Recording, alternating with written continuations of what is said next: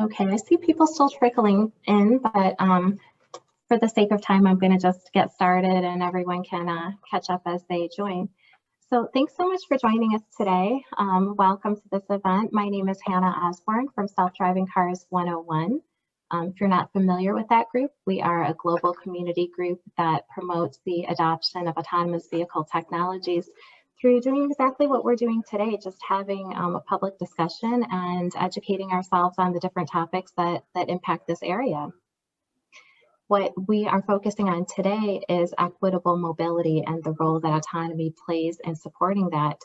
I'd like to thank Women in Autonomy for partnering with us on this event and helping us line up this amazing speaker panel. You may have noticed that we have all female speakers today, and that's such a rarity. We're very proud to be able to put this event together and showcase these voices.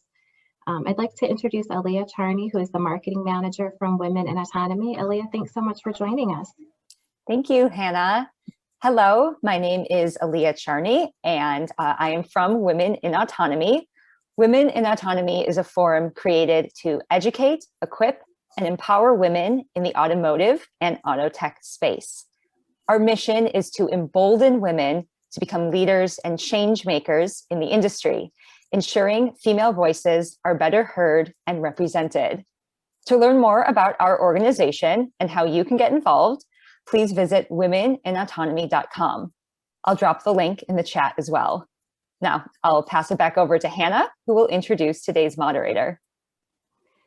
Thanks so much, Aaliyah. I appreciate it. It's a very exciting group, and I'm glad to see all of the work that you guys are doing to promote women in this space. It's definitely needed. I'd like to thank our sponsor, Important Safety Technologies, for supporting this event. They've been a great support to us through all of our virtual events. For those of you just hearing their name, Important is a software company with a mission on protecting vulnerable road users. So that includes pedestrians, bicyclists, scooterists, and people in wheelchairs as well. You can go to their website, important.com, check it out, see what they're doing. It's actually pretty cool. The technology is really neat to see in action. And learn about their virtual protection zone. And you can download their app. It's completely free to everyone, and get under the umbrella of their protection as soon as possible. I'd like to mention that we will have a few minutes at the end of this event to do Q&A. So if you have anything that you'd like to ask our speakers, please be sure to enter it into the Q&A box, not the chat box. Just makes our lives a little bit easier. And without further ado, we'll start the event. I'd like to introduce our moderator for today, Tammy Meehan Russell, who is the Chief Catalyst from the Plum Catalyst. Thanks so much, Tammy. Well, thank you, Hannah. Thank you, Aaliyah. Hello, friends. Happy Tuesday. Welcome to the panel session all about autonomy's role in equitable mobility. So I am Tammy Meehan Russell, your moderator for the panel, as Hannah said. And I am thrilled, beyond thrilled. I am so personally excited to talk today about this topic area and be moderating this amazing panel. So I'm going to start off first introducing myself. For those of you who don't know me, that are calling into the session today, I'm the founder and chief catalyst of the Plum Catalyst, which is a DBE strategy and innovation consulting firm operating at the intersection of future mobility tech and government initiatives. So I try to help make communities more connected. And the plum isn't just a color, as well as on the wall behind me. It stands for bringing passion, learning, understanding, and mobilizing to Plum Catalyst clients. And so today, I love to bring the passion to topic areas of introducing tech and equity and research and living lab programs. So I work on behalf of mobility tech companies and government agencies and many people we see on the call here today, nonprofits and research. So I'm going to bring you some passion today and empathy from my perspective, but also from our panelists' perspective on the topic area of equity and bringing that into mobility.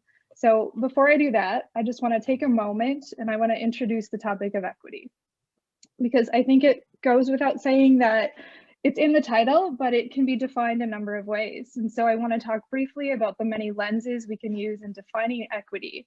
And before I do that, I want to introduce this amazing panel that we have here in front of you. Super excited to introduce Dr. Shani Giant, a UX Research and Design Manager at Volkswagen Group of America. We have Erin McCurry, Product Manager of Accessibility at May Mobility. And we have Myrna Peterson, who I'm super excited to not only call my friend and an amazing person, but she's also a retired educator with a passion for this space and has started a nonprofit called Mobility Mania, which I'll introduce a little bit more later.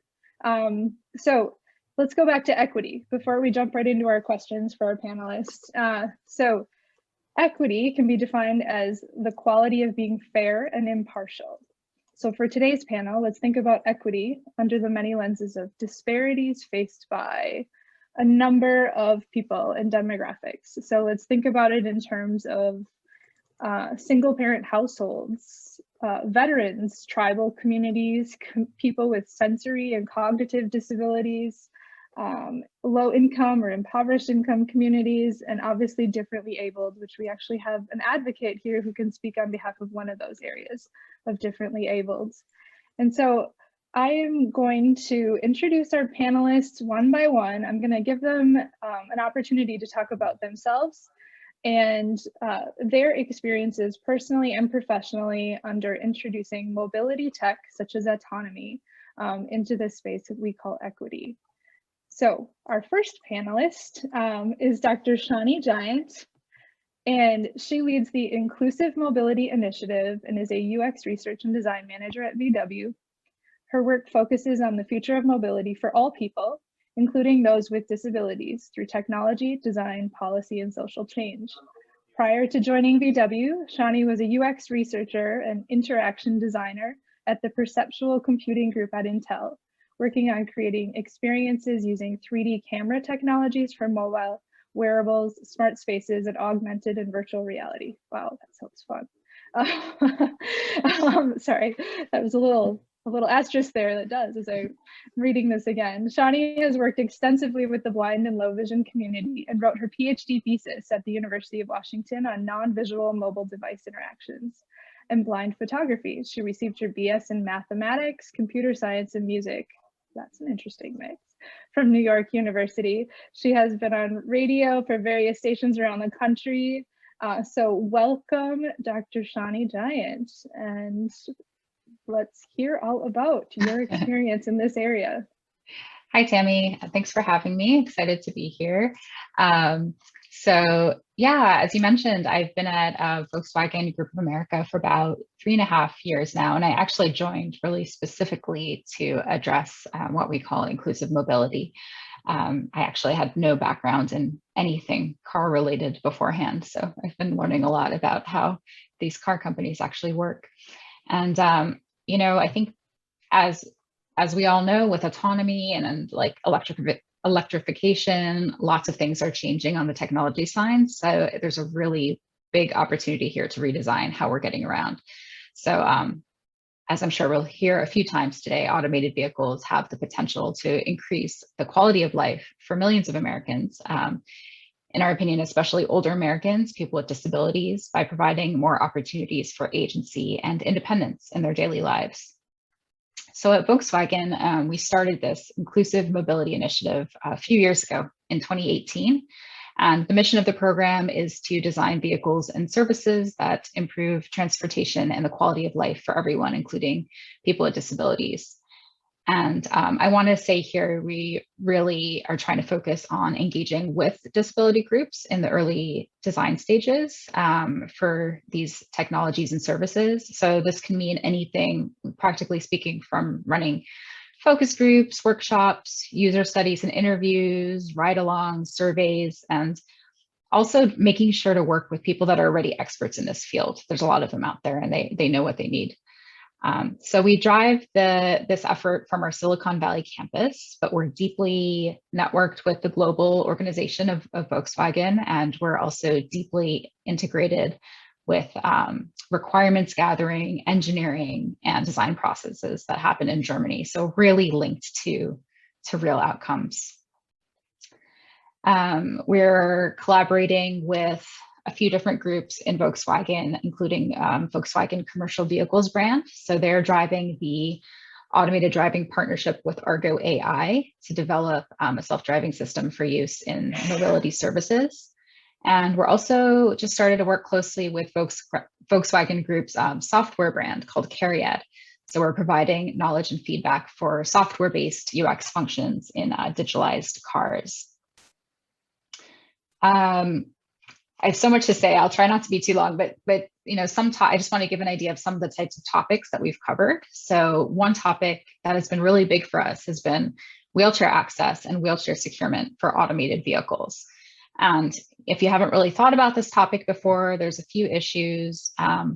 One is getting ramps and lifts to work with these new electric vehicles, which is actually not necessarily that easy, because with electric vehicles, you have batteries in the floor now, which changes the whole design of the vehicle. So there has to be new ways of thinking of how to fit these ramps and lifts. And while this is a challenge, it's also a really great opportunity as we're designing completely new cars right now that'll come out, you know, many years in the future. So we really have a chance to make sure they're as accessible as possible. Another topic that's related to wheelchairs is securement. So this means someone in a wheelchair could be able to independently secure themselves and their chairs in a vehicle that may not have a driver. So, you know, today, this issue is solved in a variety of ways. People might have their own customized personal vehicles or have a driver of a vehicle be able to assist with this. But if there are fewer and fewer drivers, you know, this is actually a complex challenge because, yeah, it'll be a complex challenge because there's many types of wheelchairs. They're not going to all fit the same way. And you won't be able to personalize these vehicles if you have, say, like a fleet of vehicles, for example. So there's actually no working standards for how something like this can happen. So this is a larger challenge that's not going to be just solved by like one automaker like Volkswagen. It stretches from design and engineering to advocacy, regulatory guidance. So this is one really huge topic we've been working on. And this is, you know, very much on like the hardware side of things. As I mentioned, also looking at software related topics. And we've looked at topics like safety and ride hailing pertaining to female passengers and other marginalized groups. And also just worked on a project with the National Council on Aging about older adults and their opinions on self-driving ride hailing vehicles, talking to people in both urban and rural areas. And like rural areas have been very underserved in this market. So I'll wrap it up there. It's a lot of different topics, but I think the main takeaway I'd like to give is, you know, there's a lot of opportunities to think about inclusive mobility and equity, and really working with the groups you're trying to serve as early as possible is very important. Thank you. Thank you, Shani. So much exciting stuff going on at VW. So I'm super happy to have you involved in that. We'll come back to some more questions for you in a bit. Next panelist to introduce and hear a little bit more about what they are doing is Erin McCurry. And Erin is the product manager of accessibility at May Mobility, where she defines and executes on the company's accessibility roadmap. She has been with May since 2018, and when she first joined the company as a test engineer. Prior to joining May, she worked at EPA's National Vehicle and Fuel Emissions Laboratory. To really move my mouth on that one. She graduated from Eastern Michigan University with a BS in Electronic Engineering Technology. So welcome, Erin. I'm excited to hear more about May and what you are doing.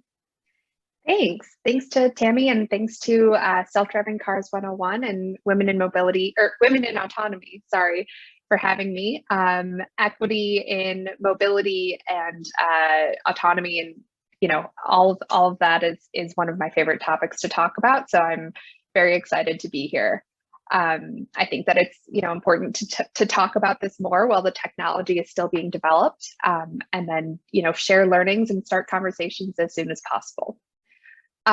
So for those of you who don't know, I just wanted to give a brief overview of May Mobility. We are a shared self-driving transportation provider based in Ann Arbor, Michigan. We actually spun out of a robotics lab at the university. So our technology has, you know, years of research behind it, but since 2017, we have been applying it to solving real-world transportation issues using autonomous technology. We've launched pilots in 7 cities, with 1 more coming this year, and we launched our first international deployment earlier this year in Japan. So very excited about that. We've been learning a lot, and kind of learning, especially on the accessibility side, just how much further the industry has to go. So as the PM for accessibility, as Tammy mentioned, I work closely with our product engineering and policy teams to understand technically what's possible for our engineering teams to be, for us to promise, in the future, as well as work with our policy team and business development and sales team to make sure that we are communicating our internal goals, our research goals, and sales goals as well to our customers related to accessibility. I also help manage our research-related relationships. So we have been growing our internal user experience team, getting more experts like Shani on board to help bring some research-minded folks onto the team. People who are better at designing studies for users and kind of running those user feedback sessions. So that's something that I'm really excited that we've been able to continue to do more. We're also part of the Department of Transportation's Inclusive Design Challenge. We were announced as a semi-finalist in January. So that's very exciting. It's a really great opportunity that we're really excited about. And we're working with the University of Michigan Transportation Research Institute, United Spinal Association, Broad Ability, Phoenix Mobility Rising, and the Ann Arbor Center for Independent Living to research, design, and deploy an automated wheelchair securement system. So again, Shani mentioned this. With AVs, I think we have the opportunity to really design these vehicles to be accessible and inclusive from the beginning. But there are also a lot of new challenges. So wheelchair securement is a huge challenge. Another area that we're thinking about and researching is how to design digital experiences that are accessible and inclusive. So there's a lot of really great ways that we can use, digital displays in vehicles to convey information to people who have hearing impairments, right? If you have something on a screen, people can read, but we also want to be careful that we aren't leaving out, or we aren't making the experience uncomfortable for people who have different types of cognitive disabilities. So someone who is on the autism spectrum might not find, an environment with a lot of screens and lights and sounds to be very accessible to them. So in our user research, we've learned a lot about some of the kind of some of the differences, and sometimes like the differences in accessible features are in opposition to each other. So there's a lot to learn, like I mentioned. There's also the challenge of safety in a vehicle. Autonomous vehicles have the ability to make a lot of other road users safer than vehicles with human drivers behind the wheel. But when you take the driver out, a lot of people who use public transportation like having the driver on board as someone to kind of make sure that things are okay and safe in the car. There's still a lot of research and products that need to be developed to make sure that people feel safe riding in a vehicle without a driver. So something that we think that is important that we just want to draw attention to is the need for funding and more participation in research. So individual companies, I think that what a lot of AV companies are doing with engaging directly with advocacy groups and people with disabilities is a really great example of just how AV companies can participate and increase research. But this is a larger issue that I think more funding and research invested right now as the technology is still developing is when it's really important. So I guess that's my takeaway. Invest in research, show interest in funding opportunities related to inclusive design and accessibility, because right now is the time that we need to be doing this. Awesome, thanks, Erin. Totally agree. Now is the best time for us to include as many people to the table for the discussion. And with that, I want to introduce our next speaker because she has just been an amazing advocate and speaking out in this area. And I'm gonna not do her introduction for her other than very briefly here. But Myrna Peterson is next, and Myrna is a retired educator, mother of 4 and grandmother of 9 children. Go Myrna. 26 years ago, she was in a serious car accident and became quadriplegic with very limited function. In 2015, she organized 351 people in wheelchairs who rolled successively for 3 minutes to set a Guinness Book of World Records. You can look it up, it's true. Fact check that one. Since then, she established a 501c3 nonprofit organization called Mobility Mania, Accessibility for All, which provides awareness and support for making communities more accessibly friendly. She has been honored for her work by being appointed to the Minnesota Governor's Council for Connected and Automated Vehicles and the Minnesota Council on Disability. So welcome, Myrna. I will let you go next. Introduce yourself, tell us your story and your involvement in this area. Okay, thank you very much, Tammy, and thanks. It's an honor to be asked to be on the panel with such distinguished panelists. My master's degree is in educational technology, but it was back in 1989 when Oregon Trail was big. So I come from a little bit different angle on my degree, but like Tammy said, I started out my career as an educator, and I taught in a state hospital. That was my first real experience with differently abled people. And I saw that they were in need of services to make them have a better quality of life.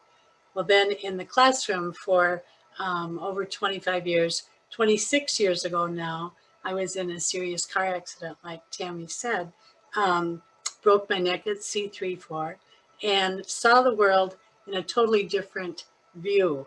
And that work that I did in educational technology in '89, all of a sudden became my communication piece. And so it really was valuable to me because most of my stuff now is done by voice recognition. I tell everyone I only have one thumb that works, but I have a mouth that won't quit. And so I just go after my passions, and autonomous vehicles quickly became one of them as I saw the need for a better quality of life for all. I live in an area where it's very rural in northern Minnesota. And like Tammy said, back in 2015, I wanted to get a vehicle that I could drive. And so my kids said, well, let's do a fundraiser because it's very expensive. And then I said, well, we should have some kind of a gimmick.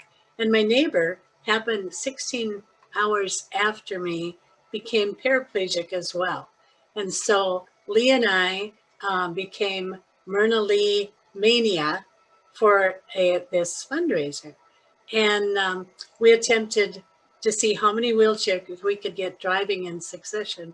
Christopher and Dana Reed's foundation did it first, 149 wheelchairs for 1 minute. And then we heard Australia did it, 240 some for 2 minutes. And I said, well, let's do 300 for 3 minutes. And everybody laughed. And so I personally went around to all the assisted living and nursing homes and asked for support. Well, we had 100 wheelchairs there manually for people to help, but 251 people showed up in their wheelchairs to try to attempt this Guinness record. Well, we did it, 351 wheelchairs driving in succession for 3 minutes. Well, afterwards we were amazed. We thought, where did all those people come from? because we don't see them. So we held, my friend Lee, who was paraplegic too, we held 4 public forums around the county to find out what the barriers were. Number one was transportation. They couldn't get anywhere.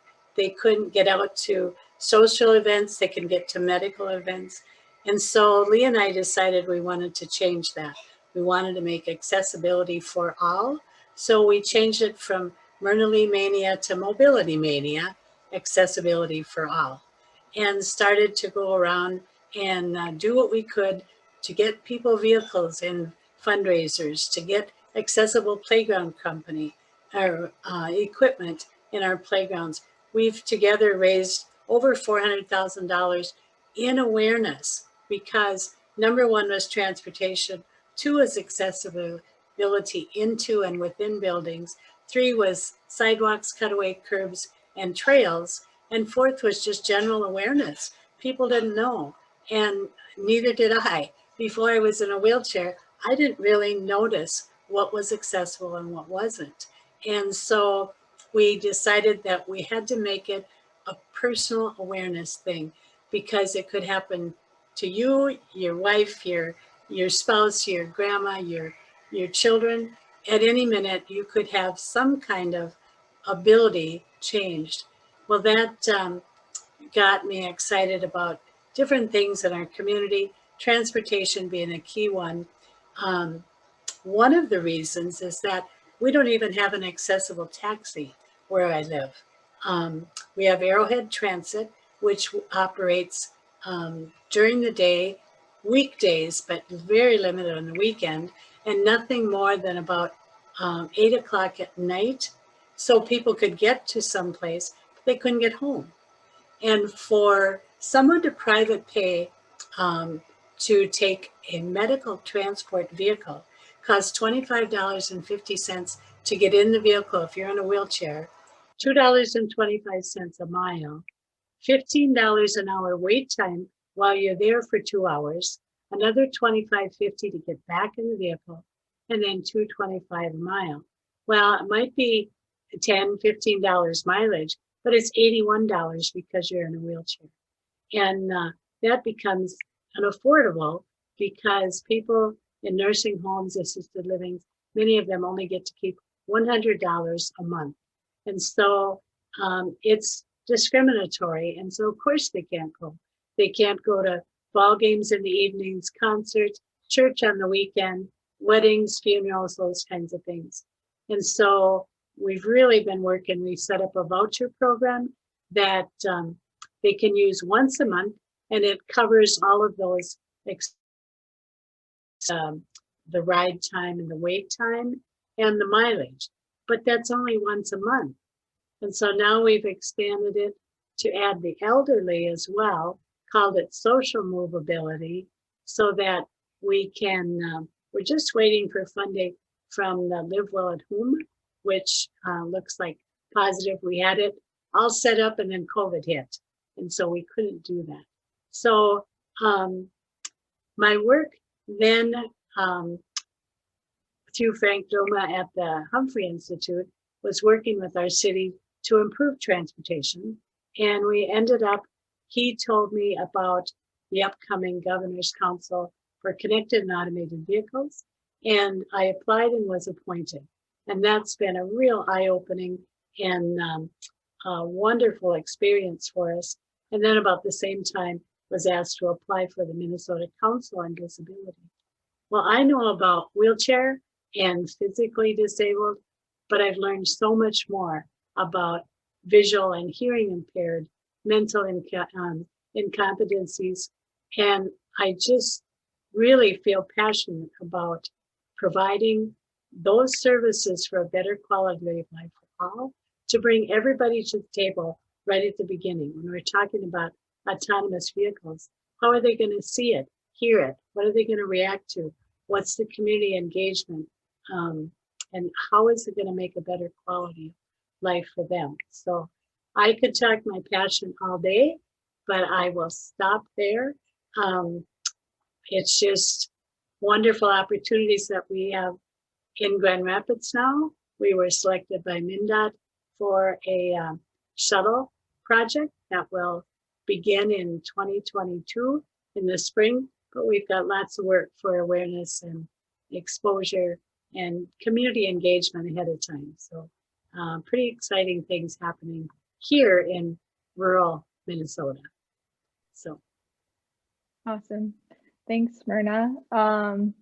So with that, the next part of our session today, I am going to now ask some questions of our panelists and kind of do a round robin approach, allow you to each take an answer at the question as we go through them. So the first question, which I started off doing my own definition of equity, but I want to know from your personal and your company's perspective, how do you define equity?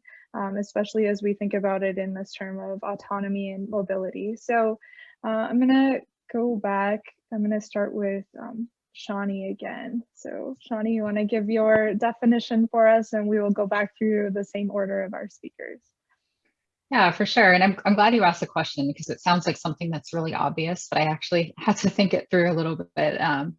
So for me, I came up with equity, meaning having a level playing field for people to do the things that are important in their lives. So in terms of mobility, means people getting what they need to thrive, including having independent access to friends, family, jobs, the doctor, getting a haircut.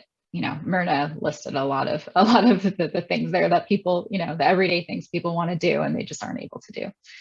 So I think, you know, true equity is an ideal, and I don't think it can be reached overnight, but I think we can work on it piece by piece. And it starts with inclusion. So like widening the circle of people that are involved in making decisions and designs. You know, equity is definitely a really broad topic. And, you know, what I've talked about, the work that we've been doing at Volkswagen has really been mainly focused on people with disabilities and older adults. You know, these are large segments of the population that have been underserved in these mobility spaces up until now. So, and I think it's a definition that we want to get broader within our company as well. But I also think, you know, it's not always realistic to work with everyone in the world at once, but it's important to know the larger picture of whom you're trying to serve. Excellent, thank you. And I agree. I think that it certainly represents a widening of those that are included in the discussion. I can imagine as an OEM, it's very difficult to figure out how you address all of these many differently abled and then even expanding beyond from there. So great, thank you. So Erin, let's go to you next. How do you and May Mobility define equity? Yeah, thanks. I think this was also a sneakily tricky question to answer. But at May, we define equity as, you know, not having any barriers preventing the use of a product or service. And then kind of breaking that down to really understand who we're designing for and what needs to be considered when we're designing our vehicles and deployments. It's thinking about people with disabilities beyond physical and sensory disabilities. So I mentioned earlier, you know, the design of digital experiences need to be inclusive of those with cognitive disabilities, but also just zooming out to a larger perspective, thinking about you know, the need for either a bank or a smartphone to use transportation. That is a barrier that doesn't need to be there, right?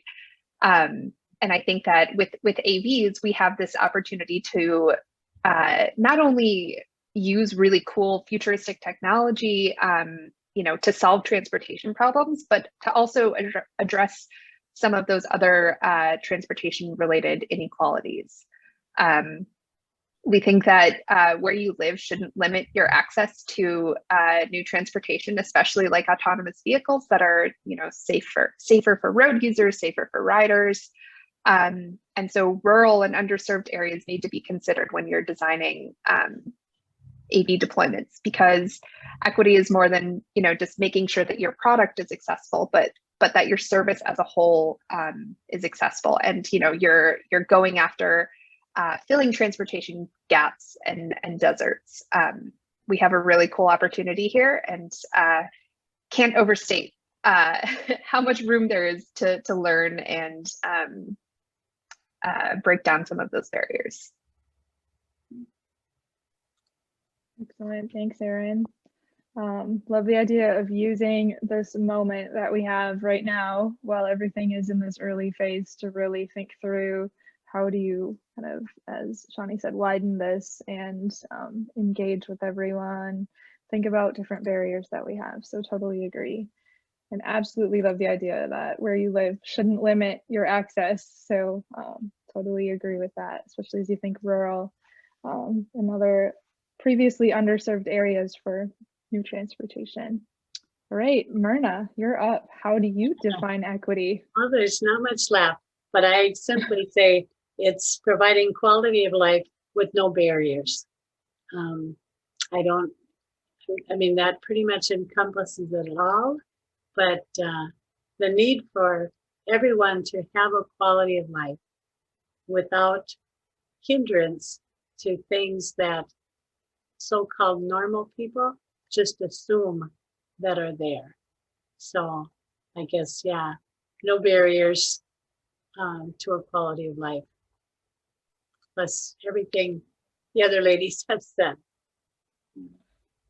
Yeah, agreed.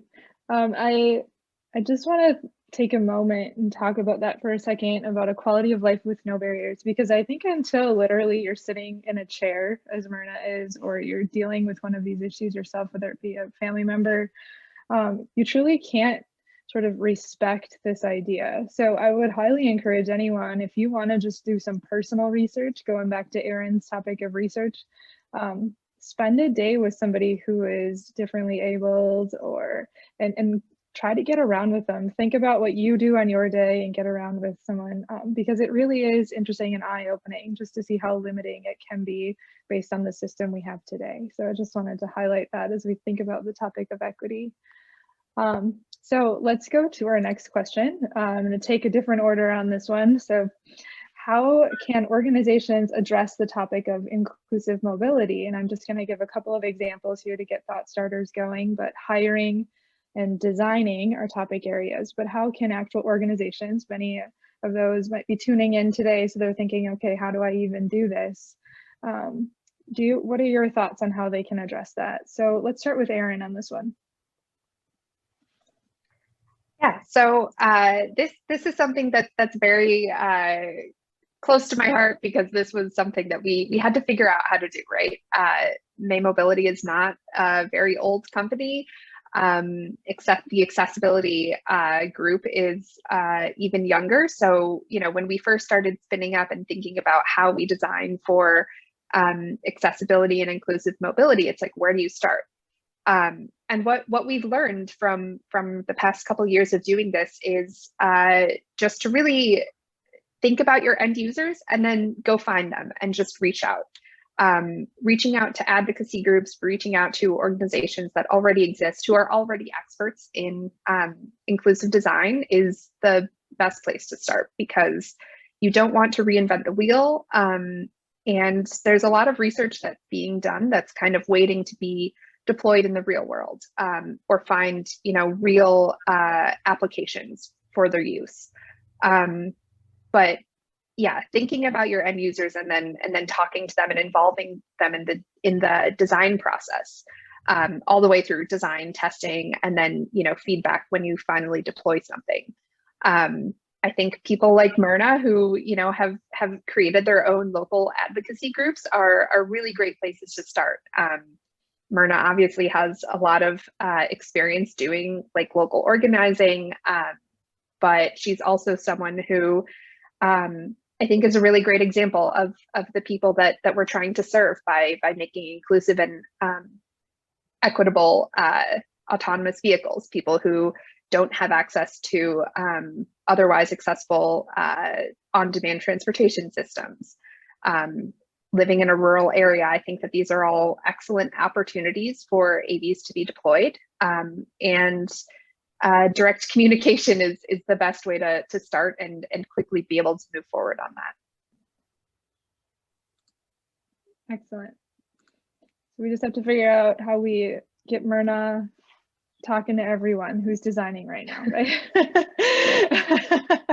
Okay, so with that, actually, Myrna, let's ask you the same question. How can organizations address this topic of inclusive mobility? Well, I second that, Erin, because I have called engineers of buildings, at buildings, whether it's a vehicle or it's a vehicle, unless you get to the ground table of the people that are beginning to think of the design, that's where it starts. If you wait till after they've started, it's already too late. It's got to be at that, and for everybody to come to the table, for everyone, for their specific needs, and really to listen, because if you're not in a wheelchair, you just don't get it. And if you're not vision or hearing impaired, you just don't get their world. And so it doesn't make sense to design without those people at the table. So early on, no matter what you're doing in this day of age, whether it's a building, it's an autonomous vehicle, it's an industry, corporate place, it starts right at the initial brainstorming about what do we want to do and who do we want to serve and how can we make it optimum for them to have the best quality of life where they are. Excellent. And I have no doubt that you have called engineers out of the building and pointed things out to them as they as you're trying to get in or out of something, I can imagine. So next, last but not least, Shani, how might organizations address this topic of inclusive mobility? Well, I think a lot of the really important points were covered very well by Erin and Myrna. So I think, just touching on the hiring aspect, not going to speak on behalf of like HR topics, but basically, what we've heard and what we know from the disability groups we've worked with, having disabled employees would provide a really important perspective, just like how we've been partnering with disability organizations that give us this needed perspective. Myrna and Erin talked about, active involvement in design, bringing experts and communities together from day one. And we talked a little bit about empathy before, and I think, one of the tricky things that can happen in organizations is like for people that don't have any experience in these topics, sometimes empathy comes up and then people think, oh, I just have to Myrna's kind of getting to this, right? Like I have to try to get into the mind of these different people and imagine their experience, and that's just really doesn't cut it. I mean, empathy, in my opinion, is a really great first step to try to see where the gaps are and what you're missing out on. But then, yeah, directly talking to people with their lived experiences is just totally crucial. And I think too, other things that organizations can do, Erin touched on this a little bit, is thinking kind of bigger picture as well, not just like, my organization, but what are alliances that we can make with other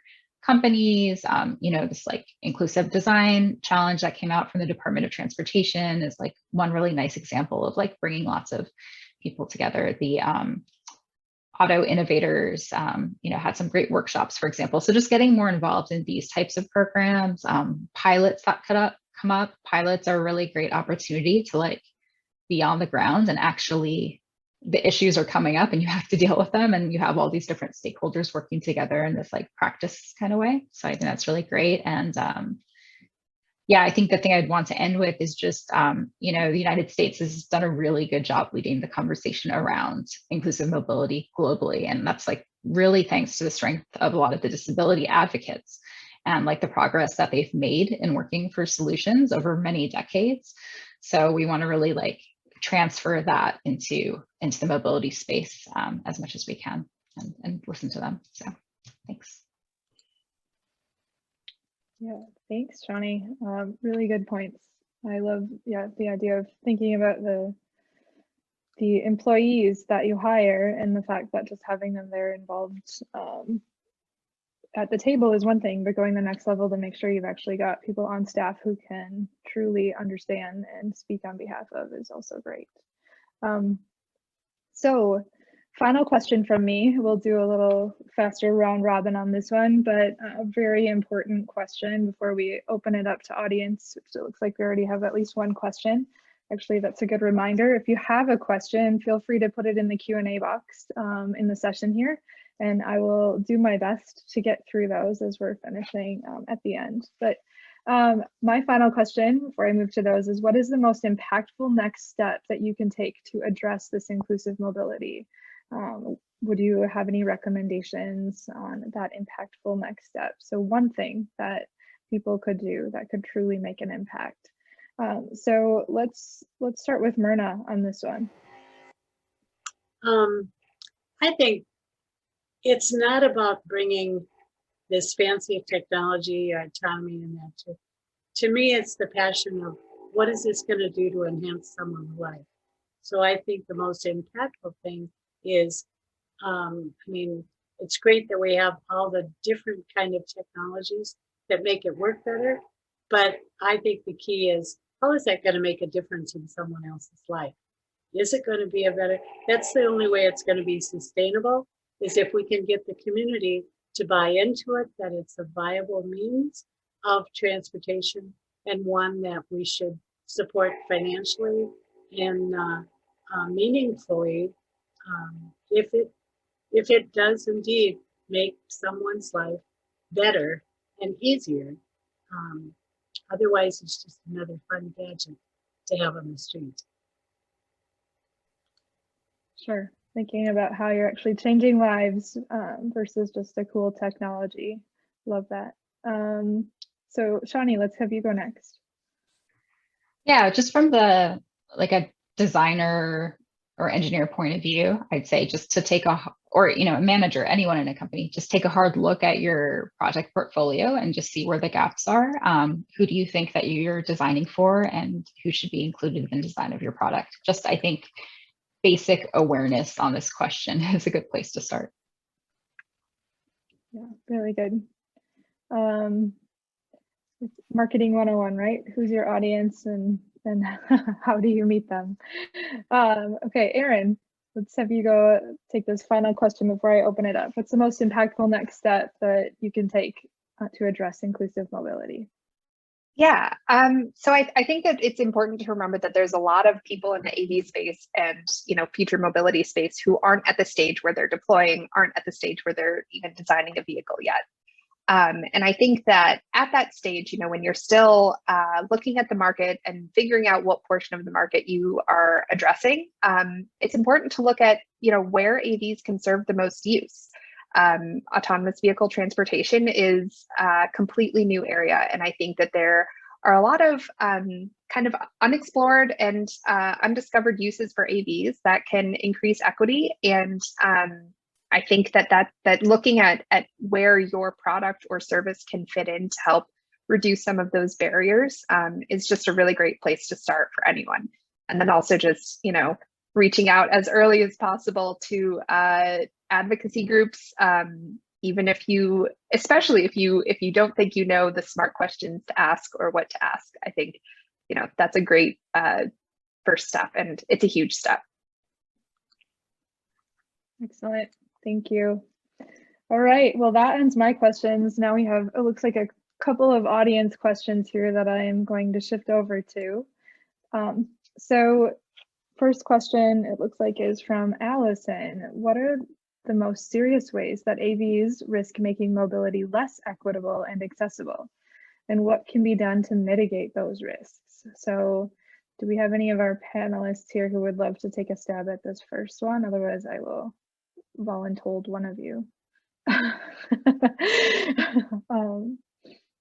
Go ahead, Shani, how about you go?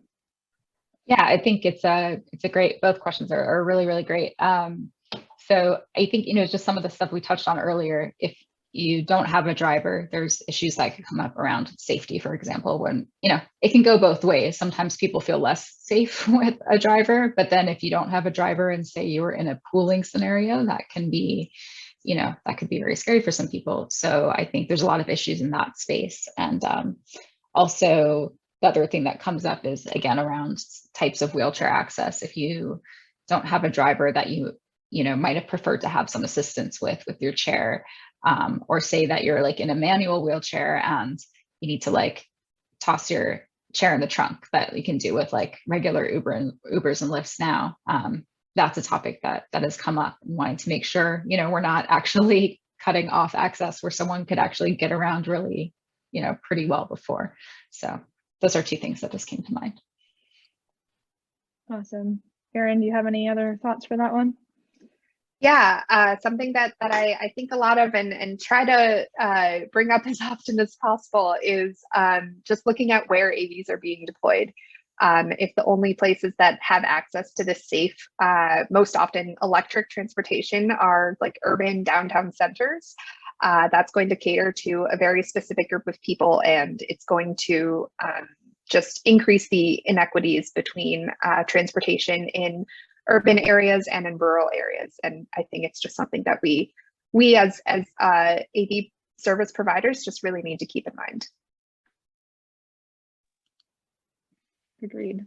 Yeah, and that can actually get into that topic of income and just accessibility, or I should say, not having it accessible to you just because of income level. So decreasing equity there. So Myrna, how about you? Do you have thoughts on this one? Are there serious ways AVs might be able to make it less equitable or accessible for you? No, I think it's all, pretty much been said already. Yeah, it's just the more we can do to meet them where they're at, communication, how do we, they have to be able to closed caption it, or they have to be able to get the information in their way that they can understand it, whether they're cognitively impaired. We need to make sure that everybody is being communicated with the right things, for accessibility too, because we don't all learn alike. We can't absorb information the same way. So we really have to be creative as far as our presentation to those different modalities as well. Agreed. I think, Myrna, you usually will say that you're one of the last ones invited to the table, or many times you're the last ones invited. So we want to figure out how we change that, which certainly helps mitigate risks. So next question is from Sarah Thornton, and I will just read the question because it's got a little bit of background before the question, which I think is important. Dr. Giant pointed out that equity is an ideal target, and several panelists pointed out that addressing equity inclusivity is critical at the beginning of the design process. This can be at odds for companies and startups that are focused on nonprofit or on profit maximization, which often entails shipping a product sooner rather than later. Including equity and inclusive features in the design certainly can slow down the design cycle. I agree with that. Are there low-hanging fruits that are ripe to pick on the front, or are we more in a phase of research as an industry where we need to be a little bit slower with those features? Wondering what your thoughts are. So I'm just gonna leave this one for Dr. Giant to respond to, and then I actually have to turn it back over to close out our session. So sorry, I can't allow all of us to respond on this one, but Dr. Giant, why don't you go ahead and respond to this one for us? Thanks. It's a really, really great and astute question. It's a huge challenge. I think, you have to look at each aspect on its own. So I think there are a lot of guidelines out there already. There's things like, the ADA, the CVAA, for telecommunications types topics. There's the access board. There's things that are legal, but then there's guidelines, and it can be complex, and they aren't all about, you need to go beyond that to have a good user experience, right? But there are like lists of things that are actually, I would say, low hanging fruit. Like, people know how to do them. Like, we need captioning. Like, this is not difficult, just do them. So like, if you know this stuff, you can do it early on, and you can get that set up in your project. I think some of these other topics that are coming up, for example, like the wheelchair securement topic we were talking about, this is something that could like literally take a decade or more to solve. So you need to get in as early as possible. So I think there's lots of things you can do early. And the other things, you just have to look forward and talk to these communities, a lot of people already know the issues that are going to come up. So yeah, I'll leave it at that. Thank you. Awesome. Well, first, before I close it out and turn it back over to Hannah, I'm just going to have a huge thank you to everyone who participated in watching the panel today, and hopefully you've gotten something out of it. And another huge thank you for our panelists for sharing your expertise and passion on this topic area. So thank you so much, ladies. I really appreciate having you here today. Appreciate everyone on the call and listening. So before I turn it back over to Hannah, I just want to give my own announcement about what I'm doing in this area and just offer a call out to anyone who wants to get involved. I'm also a founding member of the Gender Equity and Transportation Collaborative. We refer to ourselves as the GET Collaborative, GET. It's an organization focused on applying expertise from our members, where we come together from nonprofits, academia, public and private sectors, with a mission to identify, fund, and promote research. So Erin, you mentioned research. It's all related to gender and equity and transportation. We focus on issue areas of CAVs, connected and automated vehicles, equity, and terminology. So actually educating on some terminology. If this is something that interests you and you want to get more involved, feel free to check out our website at getcollaborative.org, or reach out through that website, or just reach out to me directly. Our next virtual meeting is actually Monday, the 26th. So with that, thank you again, everyone, and back to you, Hannah. Thanks so much, Tammy, and to all of the speakers. You guys were excellent. I learned so much and really appreciate all of your time. I want to thank Women in Autonomy again for partnering on this event. I think Aaliyah Charney, their marketing manager, has something she wanted to mention about their upcoming activities. Yeah, thanks, Hannah.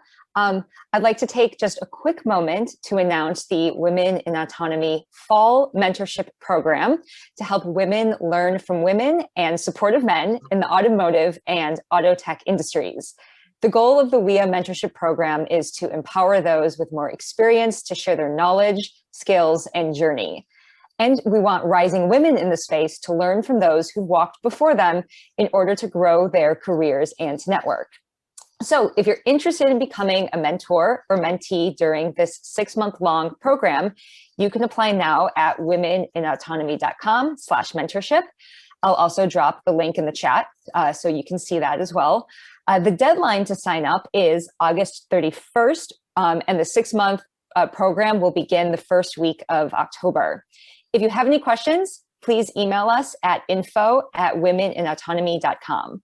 Now I will pass it back over to Hannah for closing remarks. Thank you. Thanks so much, Aaliyah. Sounds good. I just have one announcement to make. We will be opening registration in about a week for our next Detroit Motor City Self-Driving Car 101 event. We're going to be in person. I'm so excited to see everyone face to face, hosted by the American Center for Mobility in IPSI. We're looking at July 28th at 5:30. They'll be giving tours of their facility and test track and providing food and drinks.